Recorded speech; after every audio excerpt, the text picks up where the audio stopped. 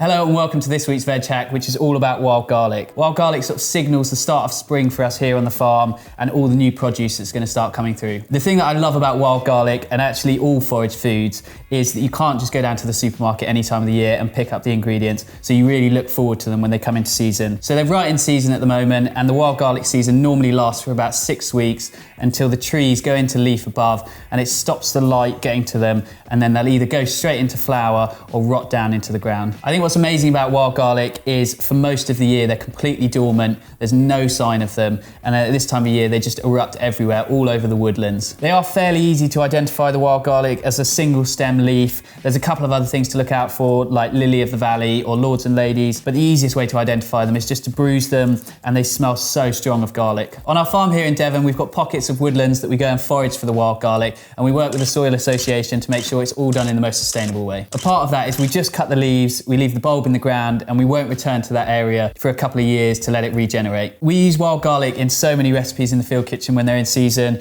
from oils, pestos, we ferment them, but today I'm going to show you how to make wild garlic salt. And I came up with the recipe as a way to preserve them for the whole year. So if you've gone out picking wild garlic for a certain recipe and you've got some left over, then this is a great way to use that up. But I like to make quite a big batch, so I know I've got it for the whole year. So it really couldn't be simpler. We're just going to start by roughly chopping the wild garlic just so it fits in the blender, and then we're just going to add a small amount of the salt just so it blends into a smooth paste. All the wild garlic has been blended with some of the salt until it's a completely smooth paste, and we're just going to scoop that out of the blender, and now all we're going to do is just really thoroughly mix the green paste through the rest of the salt until it's fully incorporated. So now we've mixed the paste through the rest of the salt, all we're going to do is just tip it onto a tray, spread it really thin and leave it to dry overnight just to get rid of all that extra moisture. So here's one I made yesterday. You can see it's gone bright green. It's all one consistency now where it's dried out, and it's great on top of roasted veg, on sliced meat, or even just on a slice of bread and butter. Thanks very much for watching. I really hope you enjoyed it and give it a go at home. If there's anything else you'd like to see us cook, talk about or prepare, then leave a comment below. Don't forget to like, subscribe and hit the notification bell for more weekly veg hacks.